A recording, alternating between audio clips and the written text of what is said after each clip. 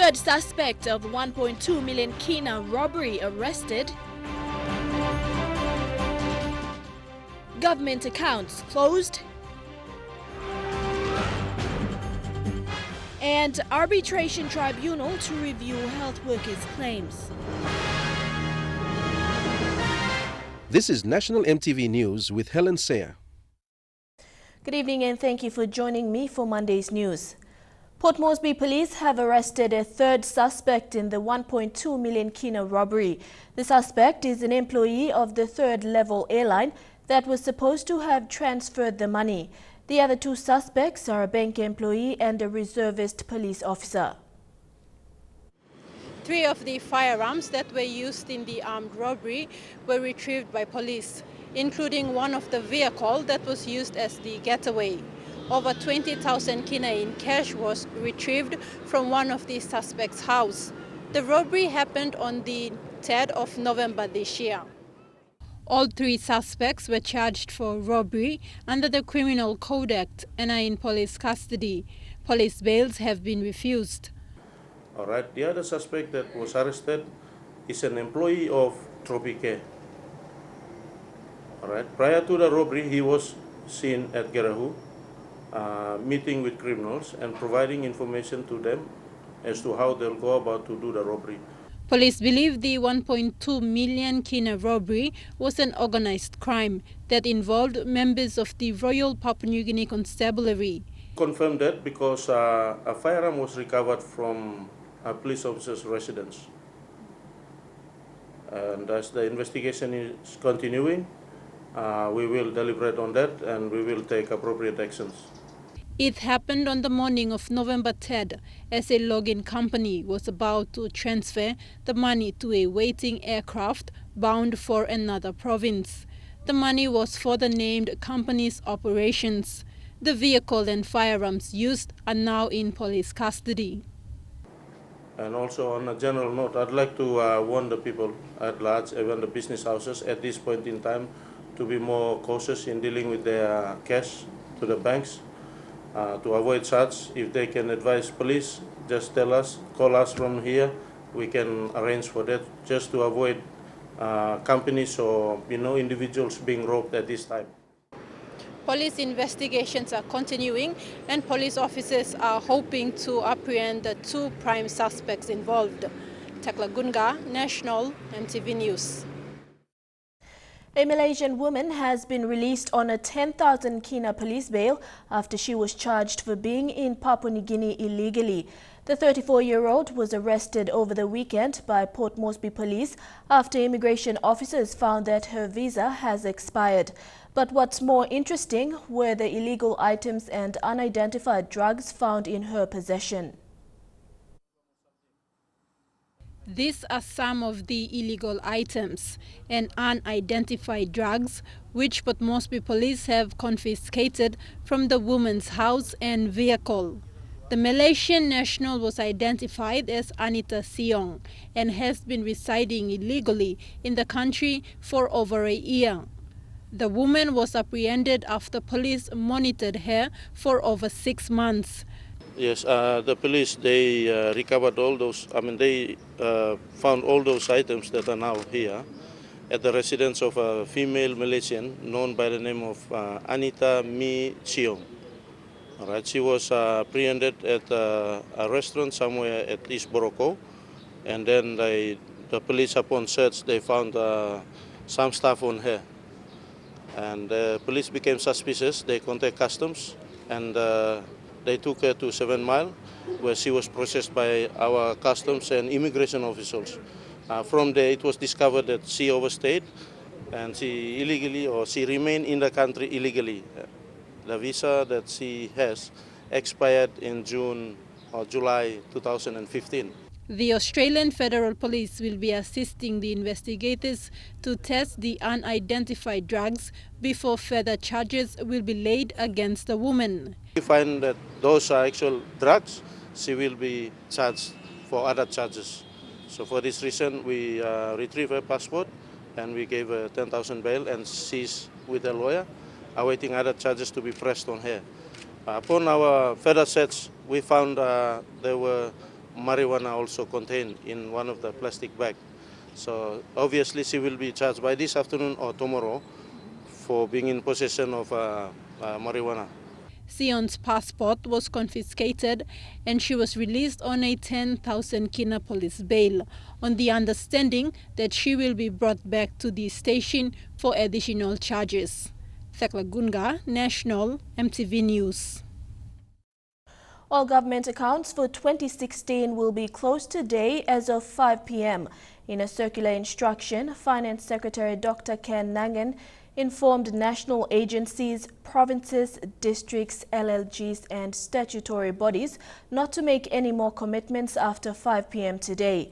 He said all checks drawn in the 2016 financial year must be presented to the banks for payment before close of business on 31st December 2016. Any check presented after that time must be referred back to the issuing agency. He said unlike last year, this financial year was particularly difficult due to prevailing economic conditions. A Supreme Court reference by the late Justice Catherine Davani regarding Ombudsman Commission investigations into alleged misconduct charges on the Prime Minister relating to the 3 billion UBS loan was heard by a Supreme Court bench today.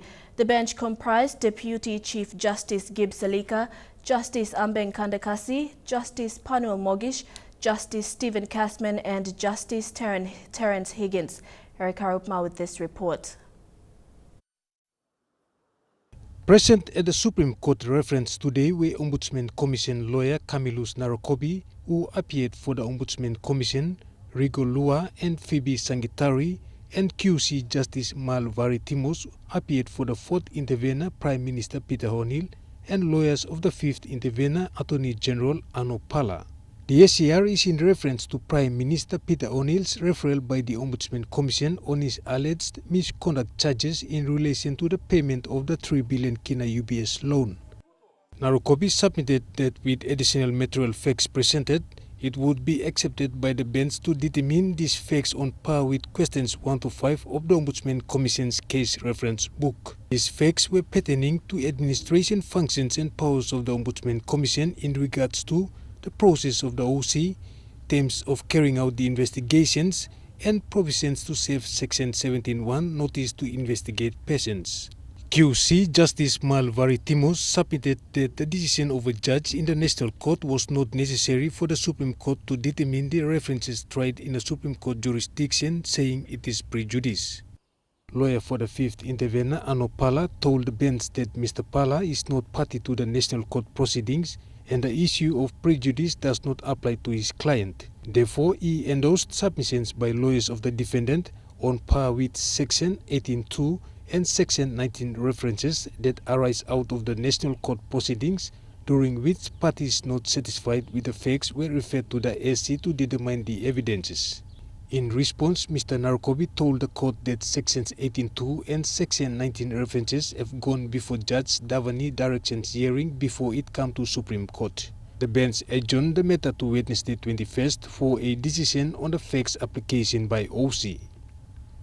Eric Harupma, National EMTV News. The 226 health support workers at Lace Engau Hospital resumed normal duties today following instructions issued by the PNG Health Support Association. The support workers joined their colleagues on Friday after a nationwide secret ballot was conducted and majority of them supported the strike action. Lay Branch Vice President Lance Mathias today said workers from Lay returned to work following a response from the Department of Personnel Management. An arbitration tribunal has been appointed to review the 11 outstanding log of claims of the PNG Health Support Workers Association. An agreement was signed on Saturday, the 10th of December, to call off a planned strike that saw more than 3,000 health support workers walk off their jobs last Friday. Today, the association's General Secretary Jack Suau said the strike has since been cancelled and members of the association told to return to work. The Health Support Workers Association is pleased with action taken by the Office of the Public Service Conciliation and Arbitration Tribunal in addressing their grievances. The association's General Secretary, Jack Suau, said an agreement was signed on the 10th of December 2016 under the Arbitration Tribunal between the Health Department, Department of Personnel Management, and the Health Support Workers Association. On Saturday, 9:30, Saturday, we play first meeting. First meeting on Saturday. And this is a way forward that we come and we agreed. Union, DPM, now Health Department, people will agree. No, this one agreement, signed. We have signed the agreement here.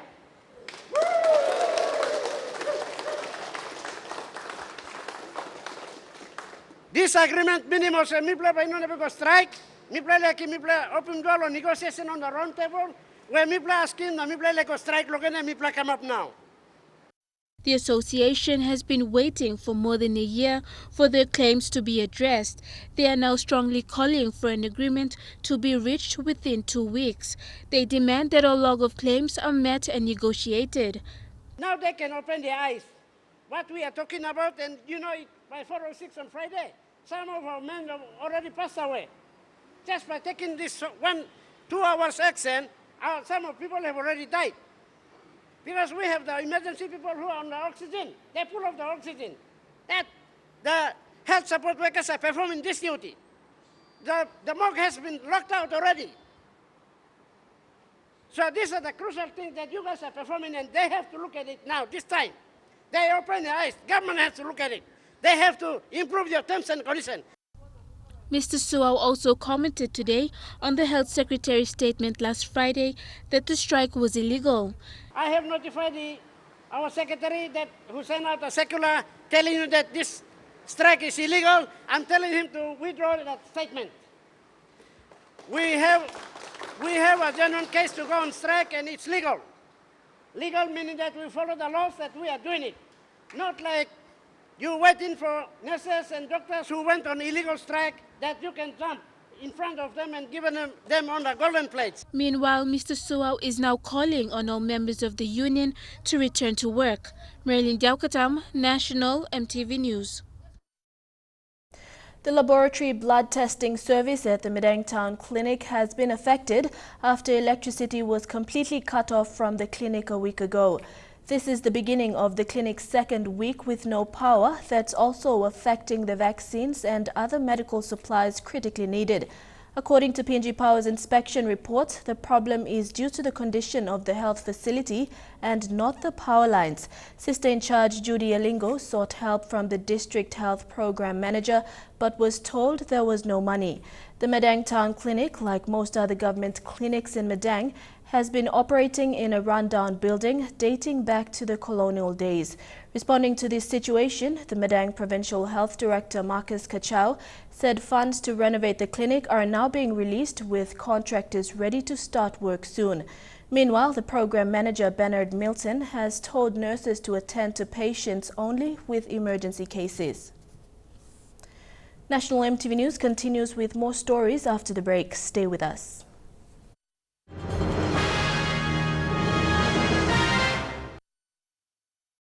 Welcome back. A senior member of Moresby's Education Board says Moresby Province will not accept new graduates to teach in the province next year. Provincial Program Advisor for Education Keith Jiram has decided not to accommodate them due to evidence that some graduates may have been using fake documents to apply. He said new graduates who are applying will be screened individually to prove they provide legitimate documents. Jiram said the practice has seen a decrease in the education quality and its standard in Moresby and in PNG.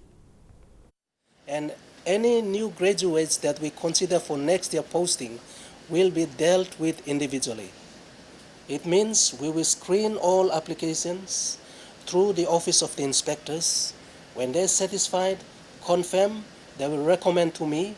I will approve by getting them on the payroll, instruct TSC to rescreen them to verify those documents are true and correct.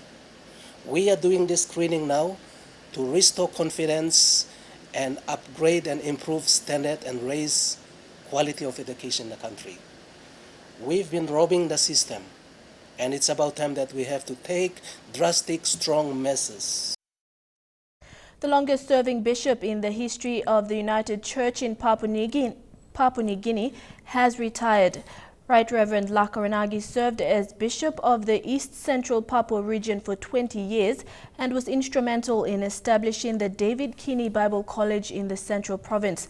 His retirement service was held yesterday and was witnessed by the church hierarchy, including the United Church moderator Bernard Siai, Elder Reverend Sir Samson Loa, and Central Province Governor Kila Hauda. Notable members of the United Church hierarchy were present at the retirement service of retired Reverend Laka Renagi.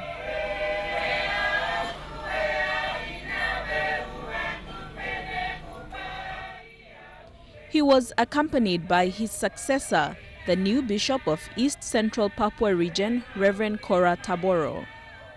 Former moderator Reverend Sir Samson Loa presided over the act of decommissioning and the prayer of blessing. Retired Reverend Laka Renagi served 39 years in ministry in the United Church.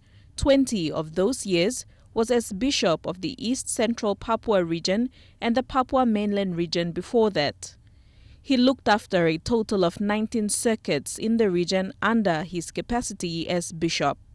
When we relate to God, it will make a difference in your life, in the ministry. Giving my message to the younger generation and the ministers who are coming up now and those who will be coming behind.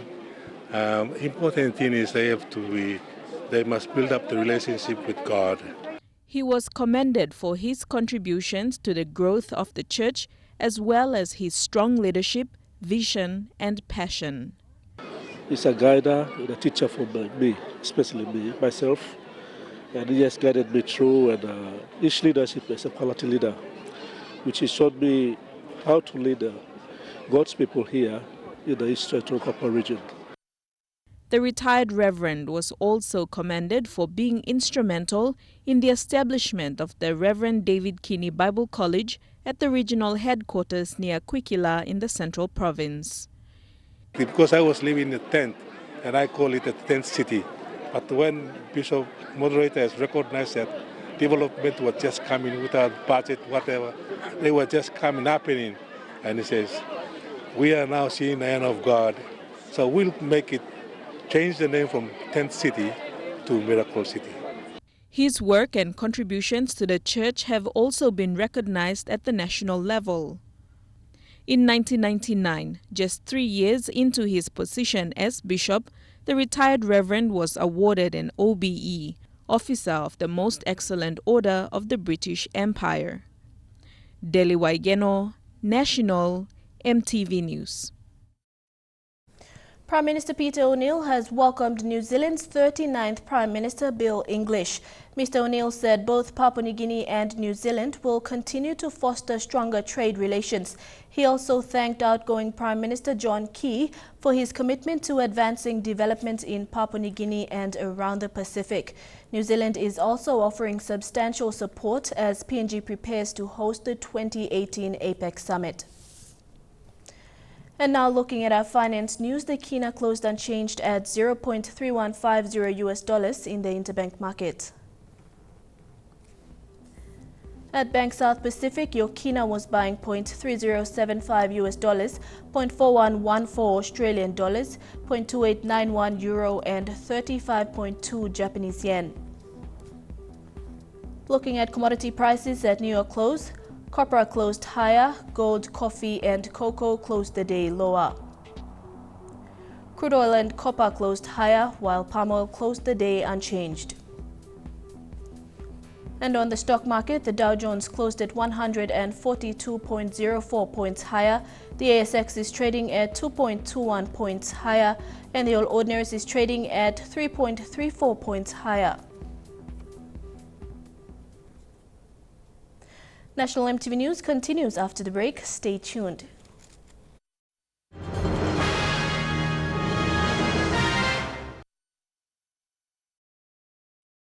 Welcome back to the news. Airline operator PNG Air has announced in-flight entertainment will be launched for the 2 weeks commencing tomorrow on selected domestic flights. Chief Commercial Officer Paul Abbott said the in-flight entertainment is on time with the festive season. Passengers will be treated to live entertainment provided by various stars from EMTV's Vocal Fusion. Other artists will be featured in the coming weeks. OPEC and turning overseas, OPEC and non-OPEC producers have reached their first agreement since 2001 to jointly curtail oil output and ease a global glut after more than 2 years of low prices that have outstretched many budgets and spurred unrest in some countries. After almost a year of disagreement within the Organization of Petroleum Exporting Countries and mistrust in the willingness of non-OPEC Russia to participate, the market's focus will now switch to compliance with the agreement. On Saturday, producers from outside the 13-country group agreed to reduce output by 558,000 barrels per day, short of the initial target of 600,000, but still the largest contribution by non-OPEC ever. OPEC President and Qatar's Energy Minister Mohammed Al-Sada said the agreement has stemmed from the sense of responsibility towards the balancing of the market, which will lead to positive results not only for the producers and exporters, but also to consumers. The non-OPEC countries participating today, they committed to approximately 560, to be exact, 558,000 barrels. Last week, OPEC agreed to slash output by 1.2 million barrels per day from January 1st, with top exporter Saudi Arabia cutting as much as 486,000 barrels per day. Lorraine Gabina, EMTV World News. Tens of thousands of civilians caught in the crossfire between government forces in Syria and rebels have fled their homes. Many families have been walking for days to get out of the war zone. This is as close as journalists can get to Aleppo's southern front line. Airstrikes, artillery, and gun battles. The shrinking opposition enclave is getting pounded by Bashar al-Assad's forces. For tens of thousands of civilians trapped inside, the only escape is to walk right through this front line. And the situation in the rebel areas is so bad that many are. An exodus under fire. There is a massive, almost avalanche of people trying to make it to safety. As you can see, there's people who are carrying their children, but also a lot of children who have to make the trek themselves. It's so difficult for many of them. Of course, they've been under siege for such a very long time.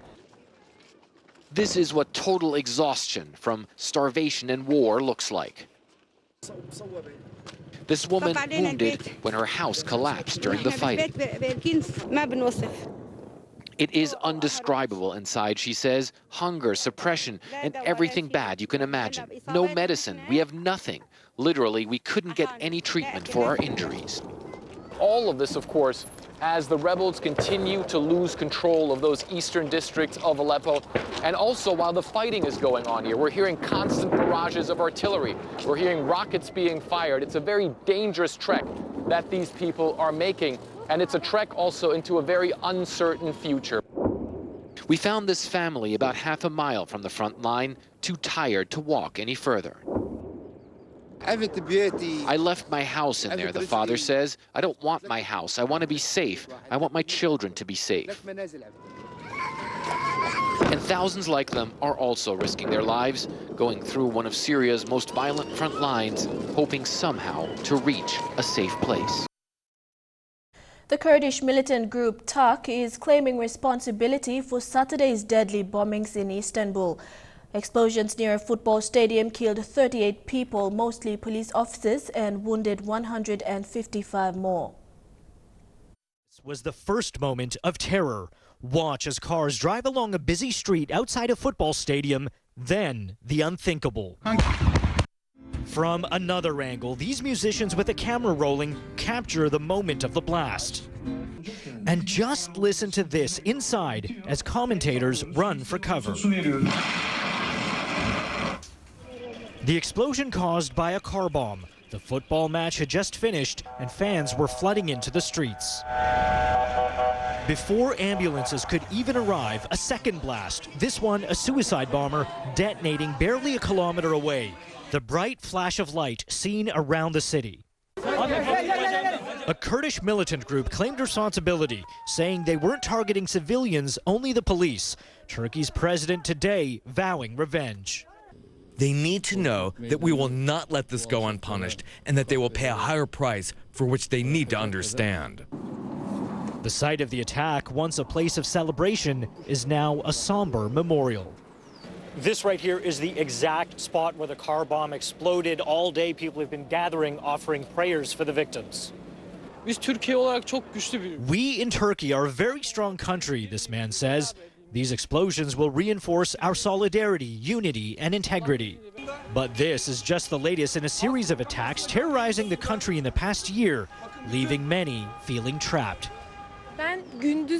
I worry about being outside in the daytime, evenings, or nights, this young woman says, because the time and the place, it doesn't matter anymore.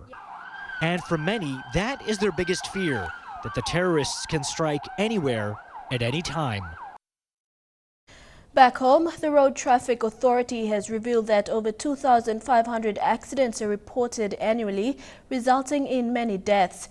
Chief Executive Officer Nelson Terema says these figures can be minimized if every driver obtains licenses through correct procedures. Most drivers bypass driving schools, and this is a matter to be seriously considered that could reduce more accidents. Driving is a complex task. It requires a set of skills and knowledge acquired through driving schools. The Road Safety Authority says the normal process of obtaining driver's licenses is through driving schools, and they will be taught to ensure stringent processes are followed. That one, we are doing the planning to set up driving schools right over the country under the new RTA, Road Traffic Authority. According to NCD Traffic Police, special courses were offered for PMV drivers. However, lack of resources has forced them to stop. In normal driving, we conduct driver's test here to get their licenses to drive their vehicles. But for PMVs and all taxi drivers, we are not doing any awareness or coursing. Currently, Salvation Army is one of the 4 in Port Moresby offering driving lessons. There's too many drivers outside there. They drive their own, somewhere around in the bush, somewhere around in the village, or somewhere they come and get their license, which they never go through the normal procedures. Yeah. So normally I think it's best to come to any driving schools, Salvation Army, any driving schools out there, they have to go through the normal procedures before you get your license. Ngaile Kivali, National EMTV News. Cocky Fish Market Port Moresby was formally declared open for business.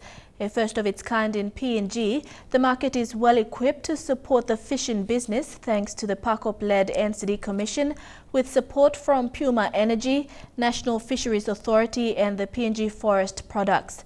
Melissa Goviro with this report. After nearly 5 years of planning, designing and construction, the Cocky Fish Market was declared open by NCD Governor Powers PACOP in the presence of representatives from said project development partners. No one sounded more relieved than the Governor himself. I'm very proud, I'm very happy that in these 4 years we have been given what we are entitled to, what we deserve, and we have delivered on time to the budget, and everybody can see it. Touch it and feel it. Member for Moresby South Justin Tachenko challenged fishing communities within Port Moresby to fully utilize the facility. This handout mentality, we want it to stop. We want you to be self-sufficient. We don't want you to come and beg for money for us every day at our gate or at our doorstep.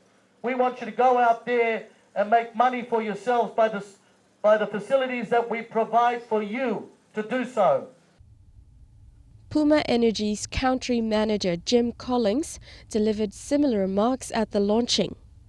And so I implore you to please take on this facility, make it your own, look after it with pride and hand it over to our future generations in the way we have it today. Puma Energy invested 3 billion kina in the project, a testament of what public-private partnerships can achieve. PNG Fisheries Authority pumped 10 billion kina into the project's construction, which the NCD Commission carefully planned. And winning the tender 5 years ago, PNG Forestry Products spearheaded the market's construction. Just to give you an idea of its structure, steel poles, concrete foundations, and Quila bearers and joists that are very, very durable, and a mixture of treated pine. So it's a very good, sturdy, durable product that will last many, many, many years. The Koki Fish Market was built beautifully to the tune of a Queenslander design. Now the name speaks for itself for its popularity in Queensland, Australia. Sad to say though that the architect, a young Milne Bay bloke, died only a year after he designed this place. The location of the market, which in itself had taken almost a year to settle, was quite rewarding. The location itself is significant for its rich historical background.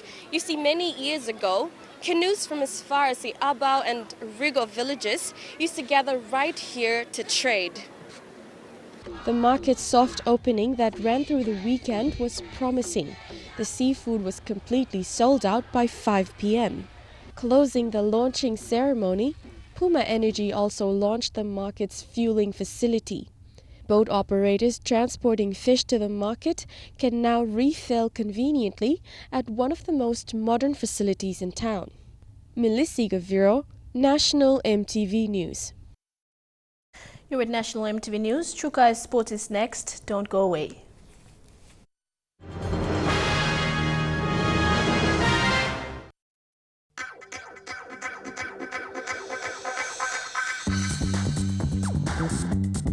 Chukai Sports.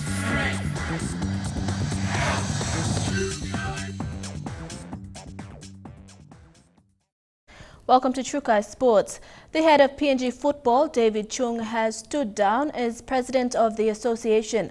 Calls for the resignation of current PNGFA President David Chung had reached a crescendo after Copa, Hikari, Bougainville and more recently, the Lay Football Association were given provisional suspensions. In an email to MTV, Chung cited transparency and fairness prior to PNGFA's General Congress.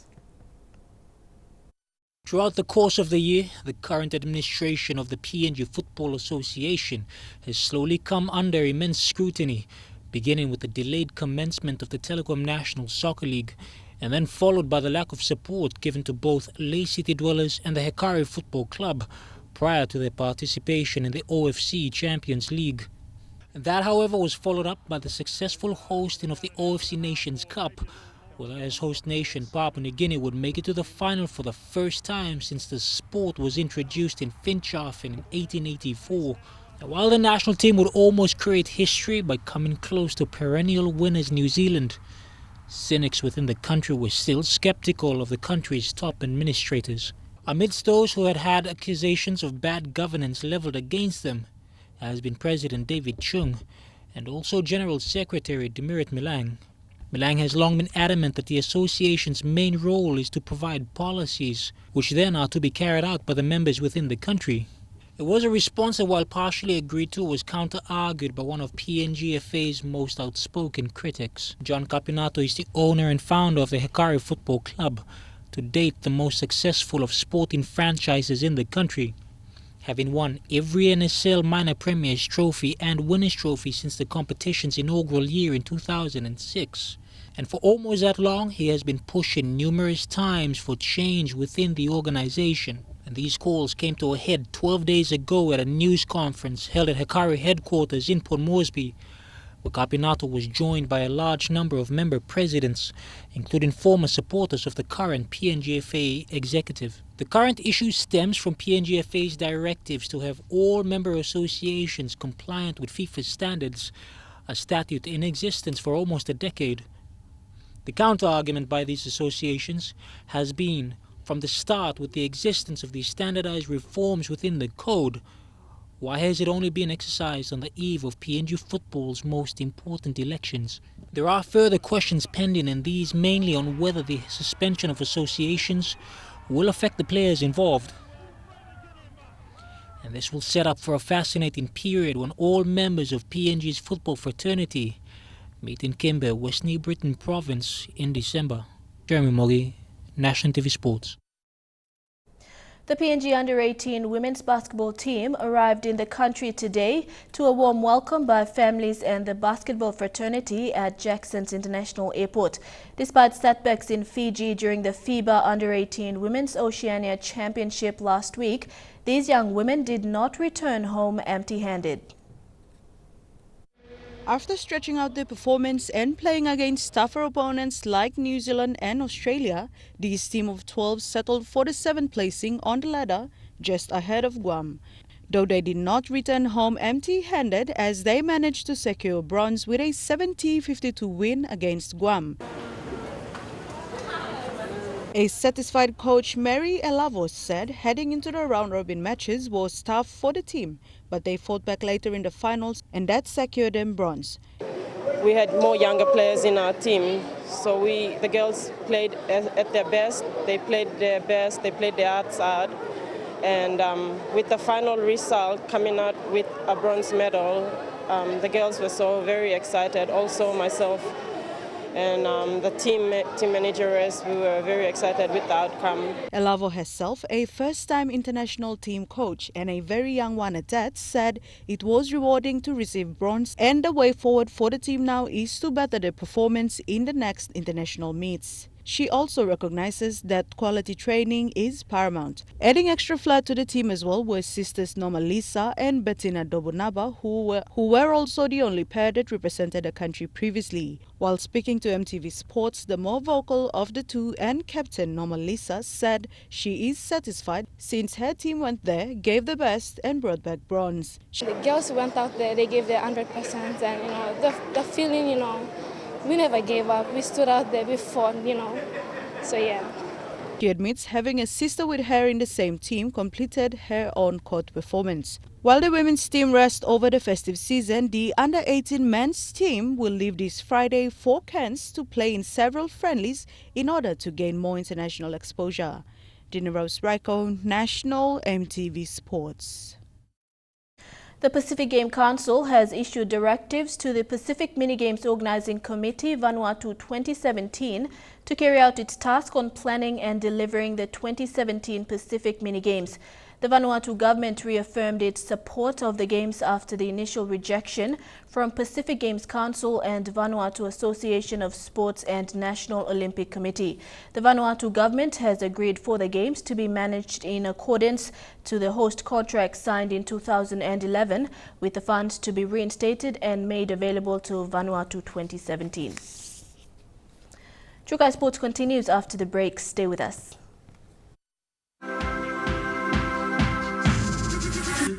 True Kai Sports. Welcome back to True Kai Sports. The SP Hunters have gone through one of their toughest training camps to date. Because they are 6 weeks behind schedule, Coach Michael Marum has pushed the train-on squad into intense fitness training in their first week of camp. There's only 12 weeks left before the start of the 2017 Interest Super Cup competition. 3 weeks is not enough time to have a team prepared. Last week has showed if these players continue training on their own. 7 players were released from the squad because of various reasons. The first being co-captain Noel Zemming, who withdrew from the squad to concentrate on his career.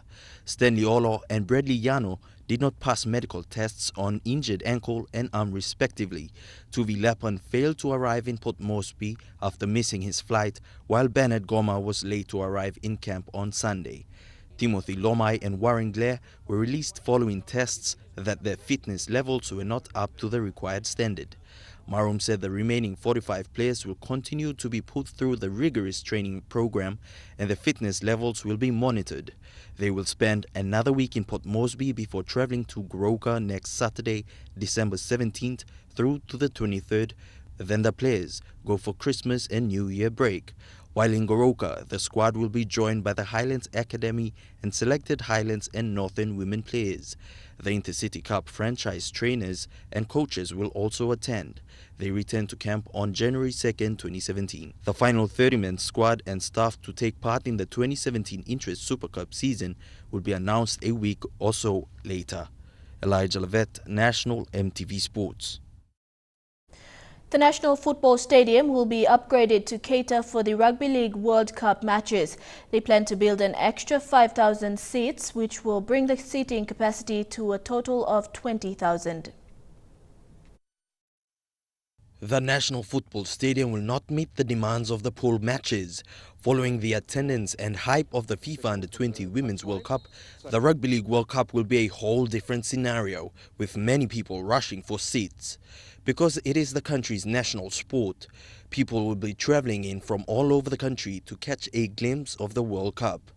The Kumals will play Wales, Ireland and the United States in October and November next year. Trustees of the National Football Stadium are in discussion with the Rugby League World Cup to expand the stadium. The extension in the seating is in line with the development plan of the stadium. The first phase was completed under the tax credit scheme with Oil Search PNG. The second stage will now see the trustees sourcing funding without government help to complete the stadium in time for the Rugby League World Cup. The government has now left the trustees in charge to look after and manage the stadium on behalf of the state. Elijah Levet, National EMTV Sports. Since the deferral of the PNG Games by the PNG Games Council to March 18th, the date coincides with the World Surf League tournament to be held in Madang. These two events will be held in two different regions of PNG, showcasing the country both nationally and internationally. While PNG Games Council found ample amount of time to prepare for next year's PNG Games since the deferral, PNG Surfing Association also managed to secure the World Surf League titles to be staged in PNG.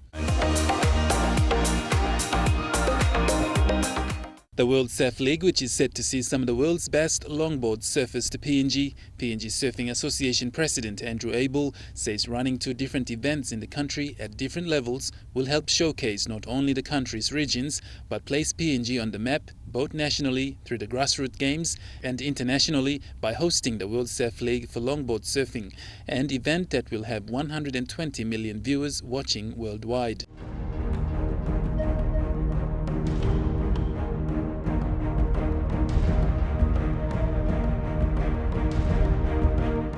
Both regions of New Guinea Islands and Moresby will have their residents and the country busy, apart from swapping athletes travelling to attend the two events in March. Godwin Eki, National EMTV Sports. And that's a wrap for True Kai Sports. We have the weather details up next. Stay with us. True Kai Sports.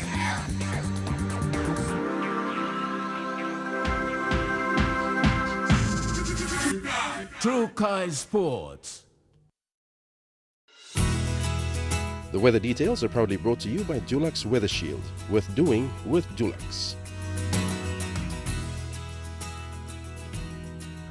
Looking at the weather forecast for tonight and tomorrow, in the southern region, light showers and thunderstorms in Port Moresby, showers in Daru, mostly fine in Kerema, cloudy periods in Alutau and Popondetta.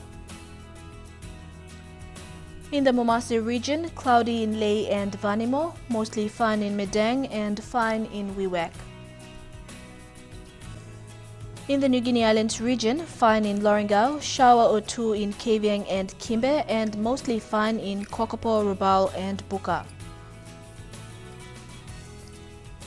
And in the Highlands region, brief showers, then morning fog in Mount Hagen, a shower or two, then morning fog in Goroka, Kundiawa, Mendi and Wabeg.